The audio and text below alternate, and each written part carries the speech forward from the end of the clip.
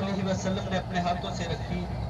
हजूर अकरम सल्लल्लाहु अलैहि वसल्लम जब मक्का से मदीना हिजरत करके आए तो यहाँ की बच्चियों ने आपका इस्तकबाल किया और तफलियां बजाई और तराना पढ़ा, तला अल बद्रु अलैना के वादियों की घाटी से चांद निकल आया है। तो आप सल्लल्लाहु अलैहि वसल्लम ने इन बच्चियों को दुनिया में ही जन्नत की बशारत दे दी।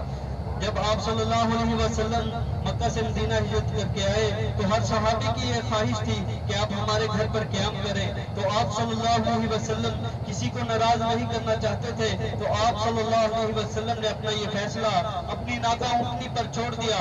हजरत अयूब अंसारी रज़ियल्लाहु ताला अन्हु सजदे की हालत में अल्लाह ताला से दुआ कर रहे थे कि मैं तो इतना गरीब हूँ, मेरे घर पर कौन क़याम करेगा। तो आप सल्लल्लाहु अलैहि वसल्लम की ऊँटनी हजरत अयूब अंसारी रज़ियल्लाहु ताला अन्हु के घर के सामने जाकर बैठ गई। तो आपने वहां पर कुछ दिन क़याम किया और वही नाज़िल हुई कि